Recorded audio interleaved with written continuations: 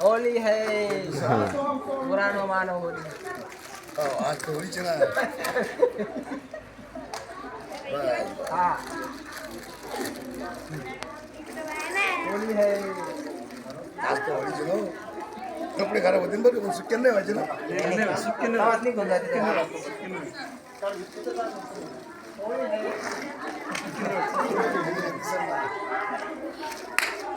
दिसत नाही वाह झालं तर जाता येईल मग काय नाही निघाल ठीक आहे टाळ्या वाजवत जा. इकडे नगर तिकडे जाऊ दे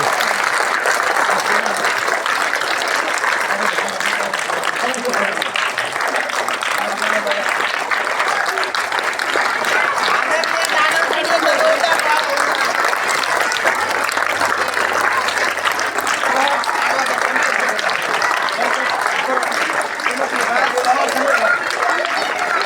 आणि होळीच्या सर्वांना मी या ठिकाणी आपल्या महात्मा फुले इंग्लिश स्कूलच्या वतीने आणि आदरणीय विठ्ठलदादा खैरे साहेबांच्या वतीने सर्वांना शुभेच्छा देतो. एकदा जोरदार टाळ्या होऊन जाऊ. आणि मित्रांनो आताच आपण 1-2 मिनिटापूर्वी सर्व विद्यार्थ्यांनी आणि आपल्या संपूर्ण शिक्षक वृंदाच्या वतीने सर्वांनी आपण छोटेखानी धुलीवंदनाचा प्रोग्राम या ठिकाणी आयोजित केला. आणि या निमित्ताने मला या ठिकाणी आवर्जून म्हणावं असं वाटतं मित्रांनो, हा धुलीवंदनाचा सण, हा होळीचा सण खऱ्या अर्थाने समजून घेणं आपल्याला गरजेचं आहे. आपण होलिका का साजरी करतो किंवा धुलीवंदन का साजरी करतो, तर आपण विविध रंगाच्या माध्यमातून हा सण साजरा करण्याचा प्रयत्न करतो. इंग्लिश स्कूल मधील सर्व शिक्षक व विद्यार्थी मित्रांनो, आपण हा छोट्याखानी होळीचा सण साजरा का करावा आणि तो कशा पद्धतीने करावा याबद्दल तुम्हाला माहिती असणं गरजेचं आहे. उद्या सकाळी धुरुंडी आहे. धुरुंडीमध्ये तुम्ही काय करणार, केमिकलयुक्त रंग सरांनी आता सांगितलं आहे, त्या केमिकलयुक्त रंगामध्ये पाणी टाकणार, एकमेकाच्या अंगावर फेकणार. त्याच्यामुळं तुमचे कोणाच्या डोळ्यात जाणार, कोणाच्या कानात जाणार, त्यामुळं आपल्या शरीराला इजा होऊ शकते. नियम असा सांगतोय सर, तुम्ही जे म्हणालात की गौऱ्या होळीसाठी का जाळायच्या, गौऱ्याचीच होळी का करावी. मुलांना तुम्हाला सांगतो, गाईला जे महत्त्व दिलं, शेणापासून जो धोर निघतो,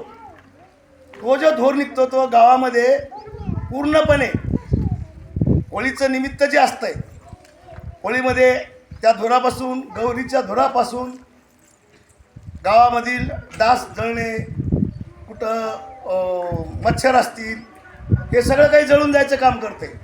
आणि त्या गाईच्या शेणामध्ये जी प्रतिमा आहे ती सर अशी आहे की आपण बघा एवढं मोठं प्रेतयात्रा काढतो, त्या प्रेतयात्रेमध्ये समोर एक गौरीचा धूर धरलेला तो पाणी पाजणारा माणूस असतो.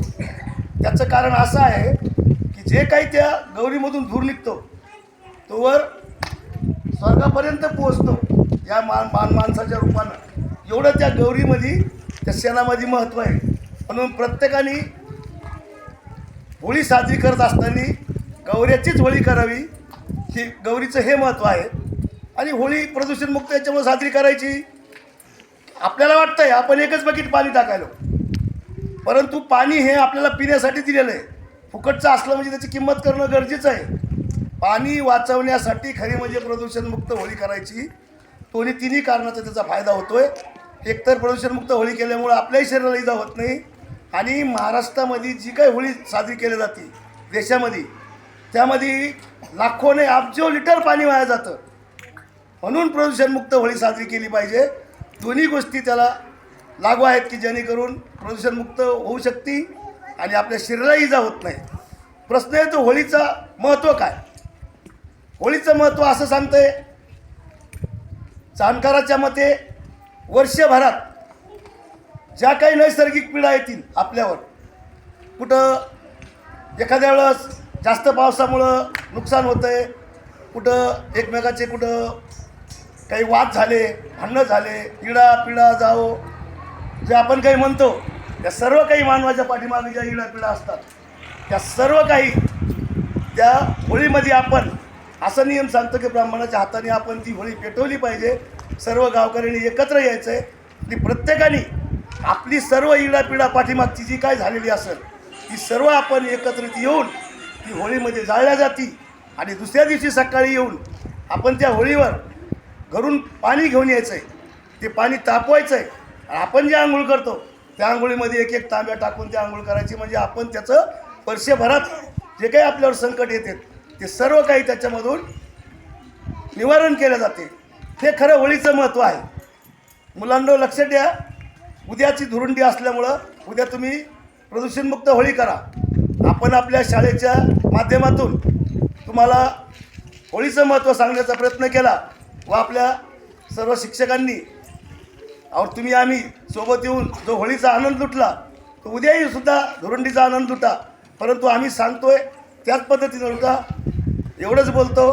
आणि सर्वांना आज वर्षभराच्या होळीच्या निमित्तानं सर्व शिक्षकांना, सर्व स्टॉपला, सर्व विद्यार्थ्यांना व गावकऱ्यांना होळीच्या निमित्तानं शुभेच्छा देतो आणि माझे 2 शब्द संपवितो. जय हिंद, जय महाराष्ट्र.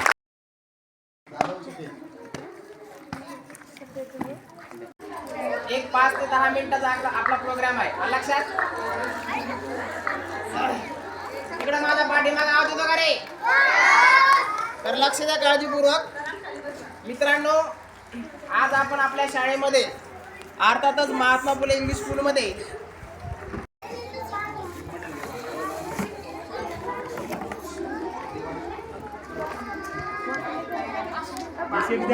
पुरले का नाही रे?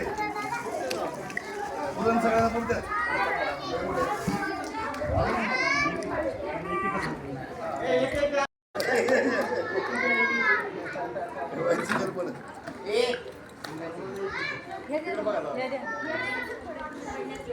कोणाला काही पडलं रे?